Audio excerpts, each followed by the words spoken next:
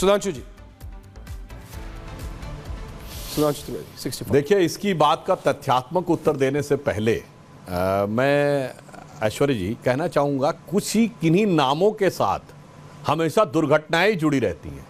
Hindenburg नाम के साथ शायद हमारे लोगों को ना पता हो तो मैं बता देना चाहता हूं, दुनिया की सबसे पहली और सबसे भयानक हवाई दुर्घटना हुई थी एक बैलून के माध्यम से 1930 के दशक में लंदन से न्यूयॉर्क जा रहे थे, ट्रांस अटलांटिक क्रॉस करते करते, और न्यू जर्सी के पास जाके उस हाइड्रोजन बैलून में आग लग गई थी और उसमें कई सौ लोग मारे गए थे। वो पहली हवाई दुर्घटना थी और उसका नाम था हिंडनबर्ग। वो जो बैलून वाला, मतलब बैलून का प्लेन उस जमाने में चलता था, in the name of Hindenburg, anybody can go and check. दूसरा बताता हूं, दूसरा बड़ा डिजास्टर हिंडनबर्ग नाम से क्या हुआ आपको पता है? हिटलर को जर्मनी का चांसलर किसने बनाया था? Paul Hindenburg. और उनको लगा था कि उन्होंने जर्मनी के गरीब जनता की बड़ी सेवा कर दी है, क्योंकि वो सोशलिस्टों की बात करके आया था, मैं गरीबों के लिए ये करूंगा वो करूंगा वगैरह वगैरह। And then Paul Hindenburg's decision proven to be one of the biggest disaster in the documented history, and now this is a third Hindenburg. तो कुछ नामों के साथ ही अब शकुन जुड़ा रहता है, मगर शायद जानकारी के अभाव में लोग ज्यादा उठने लगते हैं। अब मैं बताना चाहता हूं, दर्शकों को याद करना चाहिए हिंडनबर्ग रिपोर्ट कब आई थी? 23 जनवरी 2023। भारत की संसद का सत्र था 30 जनवरी। अब आइए, सेबी के अगेंस्ट में रिपोर्ट कब आई थी? अगस्त 2024, जब भारत की संसद का फिर सत्र चल रहा था। अब आइए साहब, अमेरिका में जो अडानी ग्रुप के खिलाफ रिपोर्ट लगी थी, यूएस अटॉर्नी ने जो रिपोर्ट दी, वो कब आई? 25 नवंबर को हमारा सेशन शुरू हो रहा था और वो रिपोर्ट आई 20 नवंबर को। ये लिंक नहीं दिखाई पड़ता क्या किसी को कि आपस में क्या संबंध है? और हिंडनबर्ग ने ऐसा क्यों किया? ये शॉर्ट सेलिंग कंपनी थी। और मैं दर्शकों से कहना चाहता हूं, forget about Adani, forget about Hindenburg. पूरे अमेरिका की पॉलिटिक्स में हो क्या रहा है आप देखिए। क्यूबा के ऊपर से जो इस यानी एक कम्युनिस्ट देश के ऊपर से जो आतंकवाद को समर्थन करने का आखिरी दिनों में जस्ट कल बिडेन ने हटा लिया। जॉर्ज सोरेस को अमेरिका का हाईएस्ट सिविलियन अवार्ड दे दिया। जरा इन बातों को कनेक्ट करिए। इसका मतलब अमेरिकन एस्टैब्लिशमेंट में ये लेफ्ट लिबरल के नाम पे जो कम्युनिस्टों की घुसपैठ थी, जिसने अमेरिका को भी कमजोर किया। और मैं फिर दर्शकों के सुलभ संज्ञान के लिए कहना चाहता हूं, अभी जो ये लेटेस्ट रिपोर्ट आई है, ये नवंबर के महीने में, ये जिस अटॉर्नी ने वो रिपोर्ट फाइल की, जबकि उसे पता था कि उसकी गवर्नमेंट जाने वाली है, रिजल्ट आ चुके थे यूएस प्रेसिडेंशियल इलेक्शन के, तब यह डिसीजन हुआ है। The name of that attorney was Brian Peace. और उसको अटॉर्नी बनवाया किसने था? वो डेमोक्रेटिक पार्टी के सांसद चक शूमर का बहुत खास दोस्त है। और चक शूमर जॉर्ज सोरेस के बेटे के बहुत खास दोस्त हैं। बस लिंक बिल्कुल क्लियर हो जाता है। और वो था किस लिए? Forget about Adani. भारत की एक कंपनी इनलिस्ट होने जा रही थी सोलर में। और मैं दर्शकों से कहता हूं, हमारे विरोधी तो कुछ भी बोलेंगे ही बोलेंगे, जाके चेक करिए सोलर सेल्स पे किस देश का कब्जा है। 95% चाइना का कब्जा है। 95% सोलर सेल्स पे चाइना का कब्जा है। और सोलर एनर्जी के टोटल व्यापार पे 75% चाइना का कब्जा है। तो अब आप सोचिए, कोई Indian company American stock exchange में जिस दिन इनलिस्ट होने जा रही है, पहली बार जब इनलिस्ट होने जा रही थी 23 में, जनवरी में, तो हिंडनबर्ग की रिपोर्ट आती है। दूसरी बार यूएस अटॉर्नी, मैंने फिर बताया, जिसका जॉर्ज सोरेस के बेटे के साथ कनेक्शन है, वो एक रिपोर्ट फाइल कर देता है। और वहां रिपोर्ट होने से भी कुछ नहीं होता भारत में।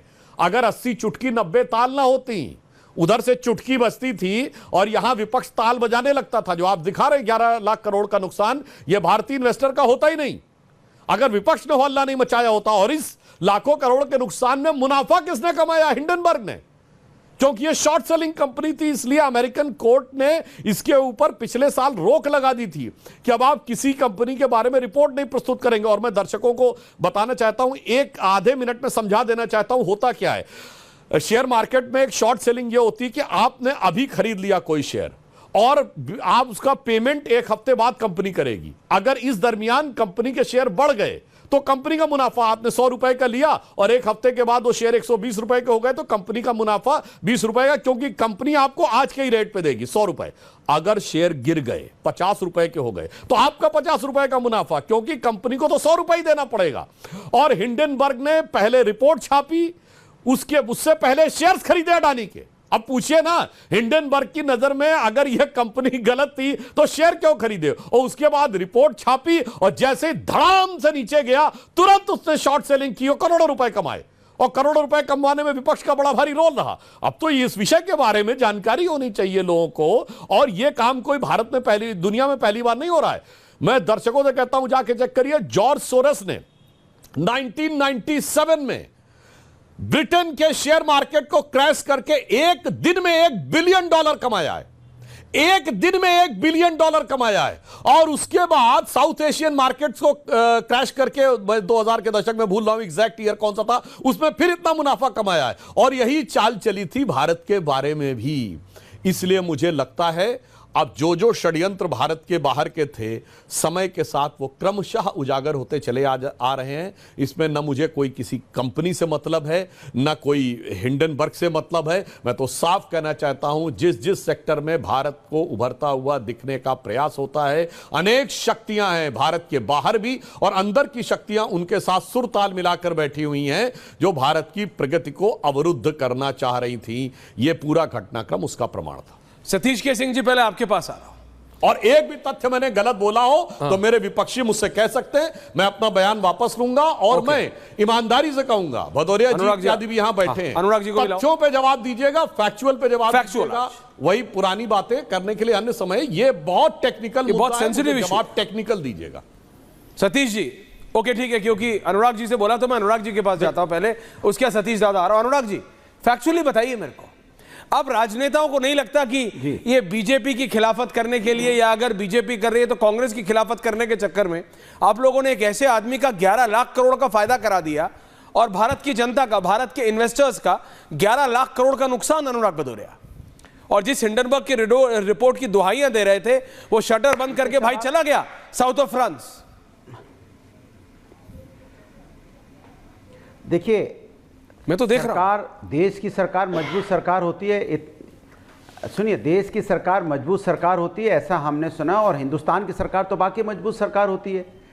अगर हिंडनबर्ग जैसे लोग हमारे देश के इकोनॉमी को डिस्ट्रॉय करने की कोशिश कर रहे हैं तो हमने उसके ऊपर क्या कार्रवाई की? जॉर्ज सोरस जैसे लोग अगर हमारे देश के लिए खतरा है तो हमने क्या कार्रवाई की? तो हमें भी तो कार्रवाई करनी ना सरकार को। ऐसा थोड़ी कोई आएगा और कुछ करके चला जाएगा और हम आगे टीवी डिबेट करने लग जाएंगे और हम उसकी बात करेंगे लेकिन कार्रवाई कोई नहीं करेंगे। भारतीय जनता पार्टी के साथ दिक्कत क्या है ये बताइए सुधांशु जी। 10-10.5 लाख करोड़ बट्टे खाते में चले गए, किसकी गलती थी? कौन सा हिंडनबर्ग था उस समय? बताइए, देश के 10.5 लाख करोड़ आप गए कि नहीं गए? आप बताइए, मणिपुर की घटना हुई किसकी वजह से हुई?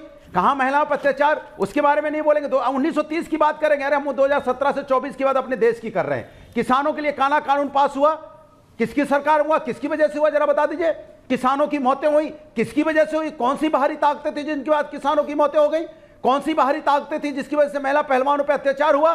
कौन सी यहाँ पे बाहरी ताकतें काम कर रही हैं जिससे डॉलर हमारा मजबूत हो गया, रुपया कमजोर होता जा रहा है? कौन सी बाहरी ताकतें काम कर रही हैं जिससे महंगाई बेरोजगारी बढ़ती चली जा रही है? कौन सी यहाँ पे भारतीय ताकतें काम कर रही हैं जो आदमी असुरक्षित महसूस कर रहा है, चाहे महाराष्ट्र में हो, चाहे बिहार में हो, या दिल्ली में हो, या उत्तर प्रदेश में हो? कौन सी बाहरी ताकतें हैं? मैं तो जानना चाहता हूं कौन सी बाहरी ताकतें हैं जो हमारे देश के 10-10.5 लाख करोड़ को बट्टे खाते में डाल देती हैं।